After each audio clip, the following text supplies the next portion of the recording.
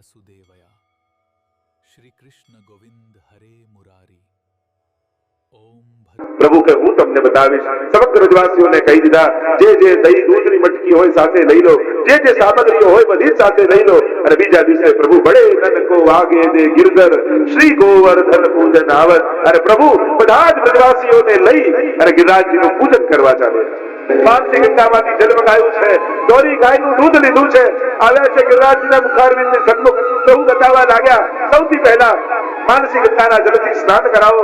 અને માનસી ગંગામાંથી ઘડાના ઘડા ભરી ભરી સ્નાન કરાવ્યા છે મુખારવિંદને.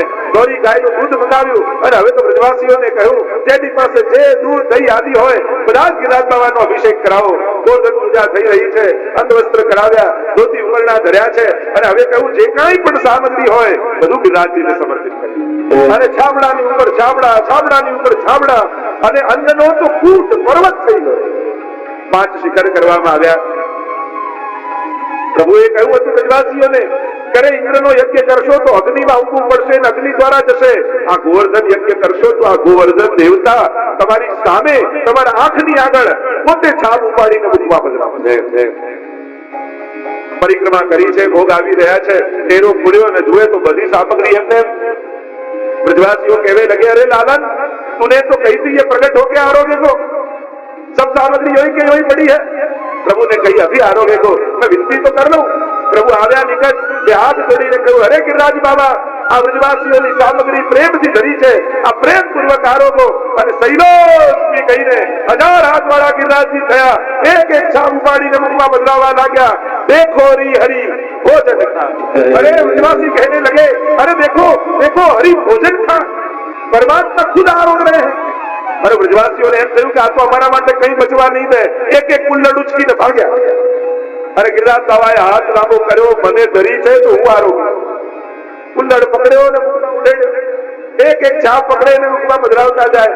બધા ભેગા પડ્યા અને બધા વ્રજવાસી કહેવા લાગ્યા, આ બધું આરોગ્ય તો બધું બરાબર, પણ લાલન આનું મુખારવિંદ તો બિલકુલ તારા જેવું છે. પ્રભુ કે ये मेरो ही स्वरूप. अरे देखो देखो प्रभु भोजन आरोग. અને આ એવી કૃપા વ્રજવાસીઓ પર કરી. પણ સમાચાર જ્યાં ઇન્દ્રને મળ્યા, ઉપાયમાન થયા ઇન્દ્ર સંવર્તક નામના મેઘોને આજ્ઞા કરી કે પ્રલય કાળમાં વર્ષા કરતા હોય જાઓ ડૂબાવ દો વ્રજ. અને કાળા કાળા વાદળો આકાશમાં ઘેરાવા લાગ્યા. જોર જોરથી પવન ફૂંકાવા લાગ્યો, વીજળીઓ ચમકવા લાગી. ગભરાયા વ્રજવાસીઓ, મોટી મોટી શિલા જેવી બૂંદો પડવા લાગી. ભાગતા ભાગતા આવ્યા પ્રભુના શરણે. રક્ષા કરો પ્રભુ, રક્ષા કરો, અમે આપના શરણે છીએ. પ્રભુ કે શરણાગતનું રક્ષણ કરવા જ હું ભૂતલ પર આવ્યો છું. આવો ગિરિરાજજીના શરણે જઈએ. અને સ્વયં પ્રભુ ગિરિરાજજીના કદરામાં પ્રવેશ કરી વામ ભુજાની કરિષ્ઠા ઉપર બોલો ગોવર્ધન નાથ કી જય, બોલો ગોવર્ધન નાથ કી જય. ચતુર્ભુજ રૂપ પ્રભુએ ધારણ કર્યું છે. એક ભુજાની કરિષ્ઠા પર ગિરિરાજજીને વામ ભુજાથી ધારણ કર્યા. બીજી ભુજામાં શંખ લીધું છે અને શંખથી સમગ્ર જળનું શોષણ કરવા લાગ્યા. જેટલી વર્ષા થઈ રહી છે એ બધું જળ શંખમાં આવી જાય. અને બે ભુજાથી વેણુ પધરાવી અધર પર. વેણુનો નાદ કર્યો. 7 દિવસ બેભાન ભૂલી ગયા વ્રજવાસીઓ. અને 7 દિવસ ક્યાં વ્યતીત થઈ ગયા કોઈને ખબર નથી. અને આમ વામ ભુજા ઉપર ગિરિરાજજીને ધારણ કરેલા ઠાકોરજી એ જ આપણા શ્રીનાથજી બાબા. બોલો ગોવર્ધન નાથ કી જય, જય જય લાલ ગોવર્ધન નાથ. ગિરિરાજ બાબા તો પ્રસન્ન થઈ રહ્યા છે, હરખાઈ રહ્યા છે, માનો ગોવર્ધન નૃત્ય કરે. ઠાકોરજીને બહાર નથી લાગતો. અહીંયા બધાને આશ્ચર્ય થયું, અરે આ તો એવા કોમળ કે વેણુ અધર પર પધરાવે તોય મસ્તક ઝૂકી જાય, અને આ ગિરિરાજજીને આરામથી ધરે છે. આવું કેવું આશ્ચર્ય! પ્રભુ તો અતિ કોમળ છે. અરે ગિરિરાજ બાબાને બહાર નથી, ગિરિરાજ બાબાને તો આનંદ છે. આજે પ્રભુએ મને પોતાના શ્રેષ્ઠમાં દીધું. અરે ગિરિરાજજીનું પ્રાગટ્ય શેમાંથી છે? અનેક પ્રકારની કથાઓ તો દર્શન કરીશું આપણે, પણ સ્વામીજીના ચરણમાં નંદનું ચિહ્ન છે અને એમાંથી ગિરિરાજજીનું પ્રાગટ્ય છે. માનો ઠાકોરજીએ 7 દિવસ એ નંગની વીંટી બનાવીને હાથમાં ધારણ કરી રાખી છે. ગિરિરાજજી પ્રસન્ન. બોલો ગોવર્ધન નાથ કી જય. શ્રી ગોવર્ધન નાથજી એટલે શ્રીનાથજી. આપણે હજી નાનું કર્યું શ્રીજી. લોકોને ધીમે ધીમે જયારે વહાલ હોય ત્યારે બહુ લાંબુ બોલવું ન ગમે. આપણે બાળકોને પણ બકા બકા કરીને બોલાવ્યું. એટલે એ જ બ્રજ ભાષામાં બાવા શબ્દ છે. વાલથી જે બોલાય જે આપણે ગુજરાતી બકા કહીએ એ જ બ્રજ ભાષામાં બાવા કહેવાય. અરે બાવા, ત્યાંથી જ આપણે ત્યાં શ્રીજી બાવા શબ્દ આવે. એ જ શ્રી ગોવર્ધન નાથજી, એનું જ થયું શ્રીજી બાવા. અમારા શ્રીજી છે. જગતારણહાર ભવતારણહાર, ये ही हमारे श्रीनाथ जी, ये જ અમારા શ્રીનાથ. તો આપ શ્રીનાથજી બાબાના સ્વરૂપની ભાવના, એક આ ગોવર્ધનનાથનું પણ આપનું સ્વરૂપની ભાવના છે કે આપે વામ ભુજા પર ગિરિરાજજીને ધારણ કર્યા છે. એવા કૃપાળુ આશ્રયના દાન કરનારા, કારણ કે ધારણ કરી 7 દિવસ ઠાકોરજીએ 7 પ્રકારના અન્યાશ્રયો દૂર કરી અનન્યાશ્રય દાન કરી છે. એમ અમારા શ્રીનાથજી બાબા પણ તમને પોતાનો કરવાનો નક્કી કરશે તો બધેથી છોડાવીને પોતાની પાસે ખેંચી લેશે. નાનું બાળક હોય ને એને શેર કરવું નાનું, આપણું શેરિંગ એ મોટાથી ન હોય, બાળકનો સ્વભાવમાં ના હોય, નેચરલ બાળકના સ્વભાવમાં શેરિંગ ના હોય. એ બધા બહુ સમજદાર અને વડીલોના થાય. બાકી નાના બાળકને કહો કે આ તારું છે, એકવાર હવે હું કોઈને નહીં આપું. એમ બ્રહ્મ સંબંધ સમયે તમે હાથમાં તુલસી દલ લઈ અને શ્રીનાથજીને કહ્યું કે હું તમારું છું, હું તમારું છું, તમારો છું. પછી એ તમને કોઈની જોડે શેર કરે, તમને કોઈની સાથે તો મારો છે. હા, લૌકિક વ્યવહાર કરીએ બધું જ બરાબર, પણ શ્રીજી નો થયો, શ્રીજી એને પોતાનો કરીને રાખે છે. ગોવર્ધન લીલા અને ગોવર્ધન નાથ આપ બન્યા છે. ગાયો અને ગિરિરાજજીનું મહત્વ વધાર્યું છે ઠાકોરજી. અને એટલે જ અમારા શ્રીનાથજી બાબાને ગાય અતિશય પ્રિય છે. ગાય બહુ પ્રિય છે. અને સ્વયં પ્રસંગોમાં આવે છે, મહાપ્રભુજી પાસે ગાય માંગી, મહાપ્રભુજી બિરાજ્યા હતા, ઉપરથી શ્રીનાથજી બાબા પધાર્યા અને આજ્ઞા કરી કે હું ગાય લાય. અને મહાપ્રભુજીને યજ્ઞ કરવાની સોનાની પવિત્રી હતી, જેનાથી યજ્ઞ થાય એ પવિત્ર છે. શ્રીનાથજી વેચી અને શ્રીનાથજી બાબાને ગાય લાવી. એમ શ્રીજીને ગાય હતી. આગળ પ્રસંગોમાં આવશે, ભવાનીપુરની એ ગોપની ગાય શ્રીનાથજીના વાર્તા પ્રસંગોમાં આવે છે. ખોવાઈ ગઈ છે, એક રાત પડવા આવી, બધાને ચિંતા થઈ ગઈ, ત્યારે મારી ગાય કોઈ સિંહ મારી તો નહીં નાખે, તો વાઘ મારી તો નહીં નાખે. અને રાતના સમયમાં ખોવાયેલી ગાય અને એમાં સામે આવ્યો વાઘ. એને તો વિનંતી કરી, હે શ્રીનાથજી બાબા મારા ગાયની રક્ષા કરજો. અને એવો પ્રસંગ શ્રીનાથજી ચરિત્રમાં આવે છે કે એ સમયે શ્રીનાથજી પોતાનો હાથ લાંબો કર્યો અને સામે વાઘ મારવા જતો તો એ પહેલા ગાયનું કાન પકડ્યું અને ખેંચતા ખેંચતા ખેંચતા ખેંચતા એને પેલા ગોમની ગૌશાળામાં લાવીને રાખી. સવારે ઘુમતદાસ આવ્યા ત્યારે શ્રીનાથજી બાબા કહેવા લાગ્યા, ઘુમત आज मेरा हाथ बड़ो दुखे है. तो बाबा आपको हाथ क्यों दुख रहा है? तो कल ऐसी गाय और शेर मारने जा रहे हो और मैंने वही कान पकड़ के रोको गौशाला में छोड़ दिया. अरे बाबा इतना श्रम आपने कर, लाओ मैं आपको हाथ दबा दूं. એવા પ્રસંગ ચરિત્રમાં આવે છે. આવા તો અનેક શ્રીનાથજીના તો અનેકવિધ પ્રસંગો આપણે 5 દિવસ આજ કરવા પ્રભુની આ અનેકવિધ રસાત્મક ભાવાત્મક આનંદાત્મક લીલાઓનું અવગાહન કરતા કરતા શ્રીજી મય થઈ જવા. અમારા શ્રીનાથજી બાબા છે ને હોળી ખેલના દિવસોમાં તમે ખેલાવા જાઓ, તમે કેટલું બચાવીને કરો ને પણ તમારા ઉપર રંગ લાગે લાગે ને લાગે. આ નિશ્ચિત વાત. હવે ઘરમાં જેમ આપણે ઠાકોર ખેલા આપણે એમ થાય કે ના બહુ સારા કપડા પહેર્યા છે, ના કરીને બહાર જવાનું છે હમણાં, અને આવું રંગ વાળું એટલે બહુ સાચવીને કરવા જઈએ ને તો કમથી કમ બાય તો બધી થઈ જ જાય. તો શ્રીનાથજીનું આ ગોવર્ધનનાથજીના સ્વરૂપની પણ ભાવના છે. અને એટલા માટે જ આપણા પુષ્ટિ માર્ગમાં ભાવ ભાવના, સ્વરૂપ ભાવના અને લીલા ભાવના, આ ત્રણેય ભાવનાનું મહત્વ છે. સ્વરૂપ ભાવના તમારા માથે બિરાજતું સ્વરૂપ, યા તમારું સેજ સ્વરૂપ, યા જે હવેલીમાં દર્શન કરવા જાઓ એ સ્વરૂપની ભાવના શું છે, પછી એની લીલાની ભાવના શું છે, અને પછી એમના માટે કરાતી ભાવની ભાવના શું. આ ત્રણેય બહુ મહત્વનું છે અને એટલા માટે એનું જ્ઞાન વૈષ્ણવને હોવું જોઈએ. તો આવા શ્રીનાથજીના અનેકવિધ સ્વરૂપોની ચર્ચા આપણે 5 દિવસ કરતા રહીશું. અનેક પ્રકારની ચર્ચાઓ કરવામાં આવી છે. શ્રીનાથજીના ચરિત્ર પર જયારે અવગાહન કરવા માટે એકત્રિત થયા છે ત્યારે આ શ્રીજીનું સ્વરૂપ, આ અમારા શ્રીનાથજી વ્રજથી મેવાડ પધાર્યા, એની આખી કથા શ્રીનાથજી ચરિત્રમાં એમ કહેવાય છે કે આથી લગભગ 600 વર્ષ પૂર્વ, 550-600 જેવી વર્ષ થયા છે. શ્રી ગોકુલનાથજી ગોકુલેશ પ્રભુના મુખથી શ્રી હરિરાય મહાપ્રભુજીએ આ દિવ્ય ચરિત્રનું શ્રવણ કર્યું. શ્રીનાથજીની આ પ્રાગટ્ય કથાનું શ્રવણ કર્યું અને આ શ્રવણ કર્યું ત્યારે હરિરાય મહાપ્રભુજીને એમ થયું કે આ ગાથાનું સંકલન કરવું જોઈએ. અને શ્રી હરિરાય મહાપ્રભુજીએ આ ગાથા શ્રીનાથજી ચરિત્ર યા પ્રાગટ્યવાર, શ્રીનાથજી પ્રાગટ્ય વાર્તા રૂપે કેટલીક કથાઓને સંકલિત કરી, ગ્રંથ રૂપે પરિણમિત કરી છે. જેસલમેરથી લખવાનો પ્રારંભ કર્યો તો છે કિન્નોરમાં, એ કથાને વિરામ યા એ ગ્રંથનો વિરામ કર્યો છે. એવી હરિરાયજીની આ દેન છે. શ્રી હરિરાય મહાપ્રભુજીની તો કૃપા જ, અને પુષ્ટિ માર્ગ પર તો એમની જે કૃપા પુષ્ટિ જીવો પર થઈ છે. શ્રી વિઠ્ઠલનાથજીને જે લાલ લડાવ્યા છે શ્રી હરિરાય મહાપ્રભુજી, એની વિશે હું તો જયારે જયારે કોઈ સ્વરૂપના દર્શન કરું તો જેના માથે બિરાજતું એનું સ્મરણ આપણે થઈ જાય. એ કેવા સ્વરૂપને લાલ લડાવે. સ્વયં શ્રીનાથજીની સેવામાં કોઈ વિક્ષેપ ના આવે, કોઈ પ્રતિબંધ ના આવે, કોઈ શ્રીનાથજીને શ્રમ ના પડી જાય. એટલા માટે શ્રીનાથજી મેવાડ પધાર્યા એના પહેલા સ્વયં હરિરાયજી અહીંયા આવીને નિવાસ કર્યા. પોતે પહેલા પધારી હતા, પ્રતિકાર ક્યાં. અને ખિન્નોર में બિરાજતા તો બધા વાહનો તૈયાર રાખતા. એમ કહેવાય છે કે અશ્વગાડી હોય, બેલગાડી હોય, ઘોડો હોય, પાલકી હોય, પેદલ સવાર હોય, આ બધા ઉભા રહે મંદિરમાં.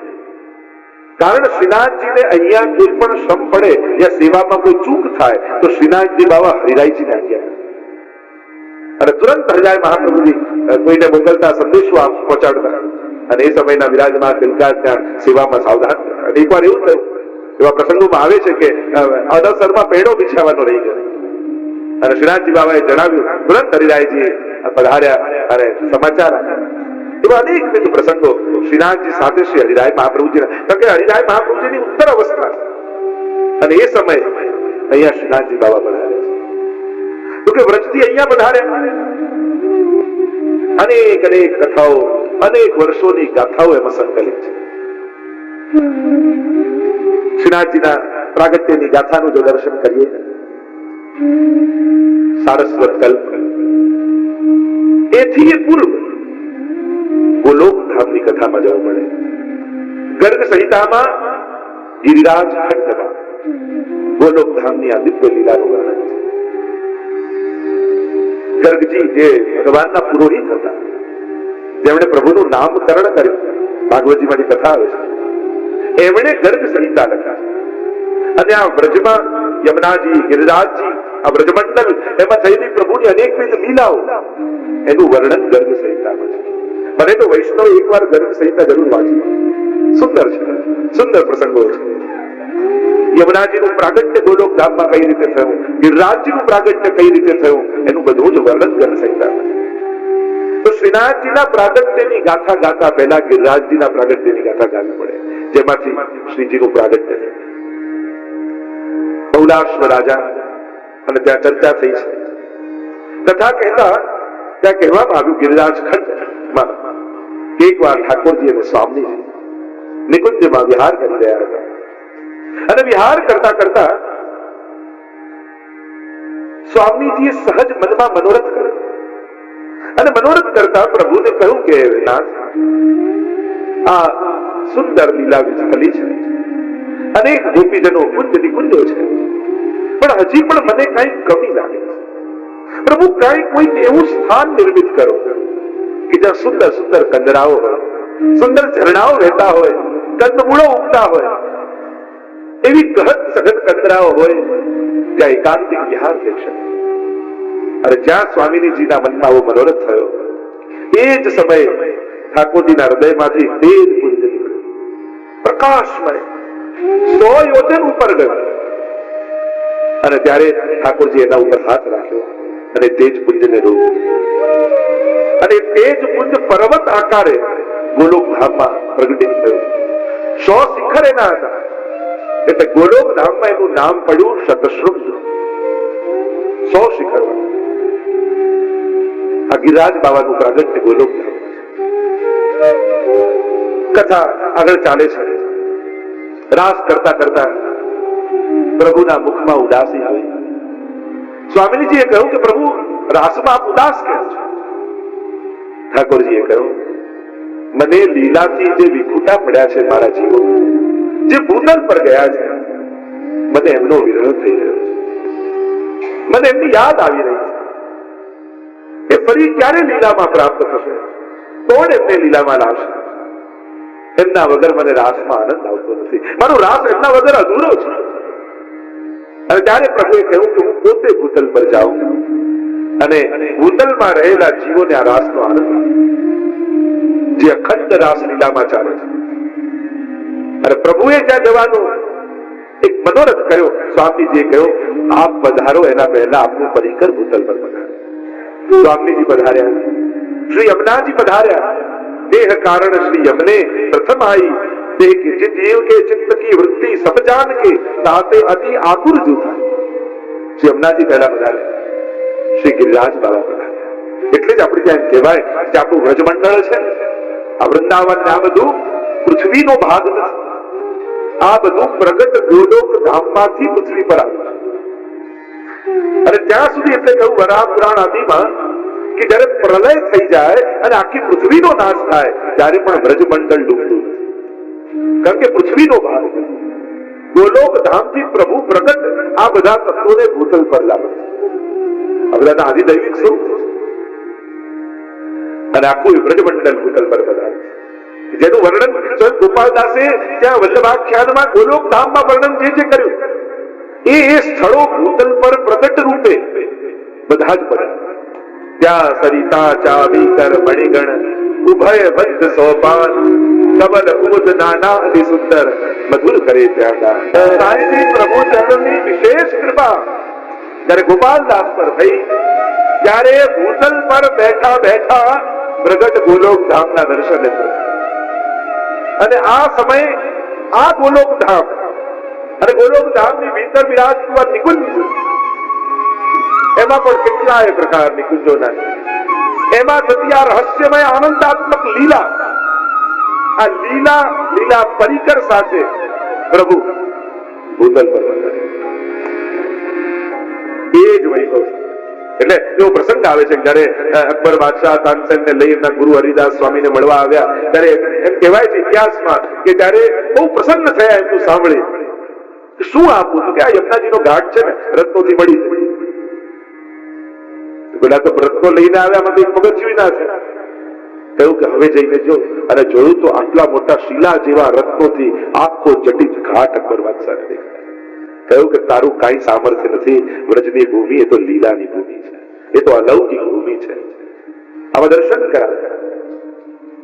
તો ઉભય બંધ સોપાન એવા ઘાટ યમુનાજીના અલૌકિક છે. આ બધા જ વૈભવ સાથે આ બ્રજમાં આ બ્રજમંડળ પ્રગટ થયું.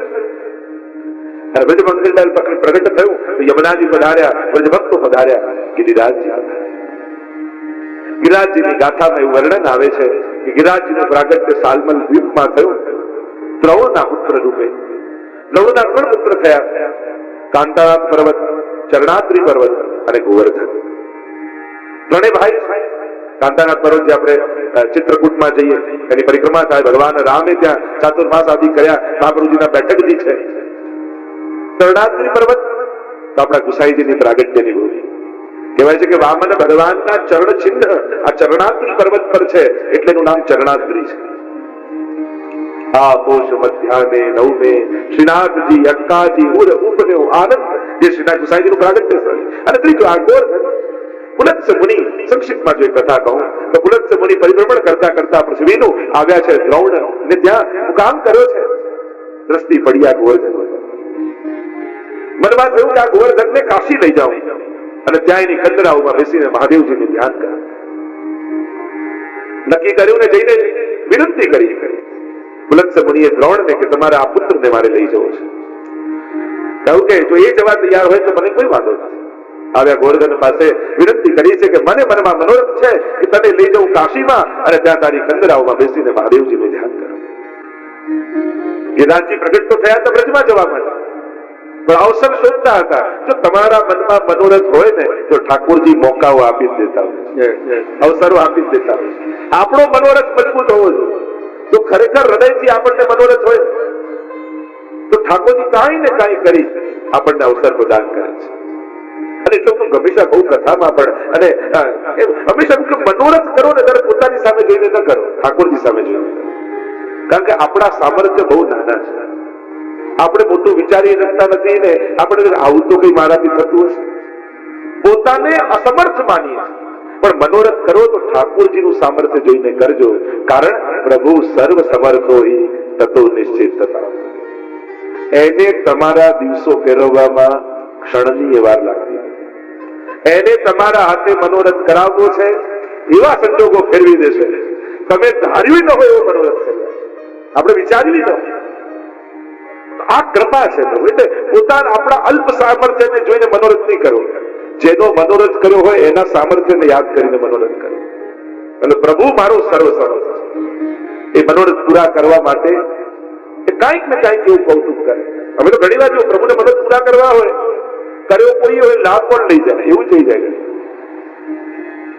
પ્રભુને લાભ આપવો જ હોય તો કેમને કરી નાખે. વાર્તા સાહિત્યમાં તમે જુઓ કેવા કેવા મનોરથો ભક્તોએ કર્યા અને ઠાકોરજીએ પૂરા કર્યા. અને ગિરિરાજ બાબાને થયું કે મારે તો બ્રજમાં જવાનો અવસર જ જોઈએ છે. થયું બોલીને કે તમારી જોડે હું આવીશ, પણ એક ક્ષણે એક વાર જ્યાં મને મૂકશો પછી ત્યાંથી ઉભો નહીં થાય. योग बड़े लीला गिरिराज बाबा ने श्रेष्ठ में और मुनि चले हैं काशी की ओर. बीच में आया ब्रज और गिरिराज जी को हुआ तो मैं तो ब्रज में ही रहने आया हूं, हम तो श्री विठ्ठलनाथ उपासी और कहा करूं जाए काशी. भक्तों ने तो ब्रज में जो आनंद आवे काशी में कही तो विद्वान नहीं क्या नगरी, आनंदनी नगरी तो ब्रज છે, ગોકુલ છે, વૃંદાવન છે. યુક્તિ કરી પોતાનું વજન વધાર્યું, એટલું વજન વધાર્યું કે ઋષિ ઉચકી ન શક્યા, નીચે પધરાવી દીધા ગિરિરાજજીને. નિત્ય કર્મથી નિવૃત્ત થઈને પાછા આવ્યા અને જ્યાં गिरिराज हाथ में लेवा जाए, गिरिराज जी ने कहा कि मैं तो वचन से बंधा हुआ था, आपने वचन दिया था एक बार મને જ્યાં મૂકશો પછી ઉભો નહીં થયો. ઋષિને આવે ક્રોધ કે આને આવું હતું બ્રજમાં અને મારો ઉપયોગ કરે, અને શ્રાપ આપું, જાતને શ્રાપ આપું છું તો રોજ તલભર ઘટીશ. અને ગિરિરાજજીએ કહ્યું કે જયારે કલયુગ આવશે ને ત્યારે પછી રહીને પણ શું કરું. પ્રભુ પ્રગટ બિરાજતા હોય એટલે કે જબલક યમુના ગાય ગોવર્ધન, જબલક ગોકુલ ગાવ ગુસાઈ, જબલક ભાગવત કથા રસ, તબલક કલયુગ નાય. આટલા તત્વોએ કલયુગને રોકી રાખેલા.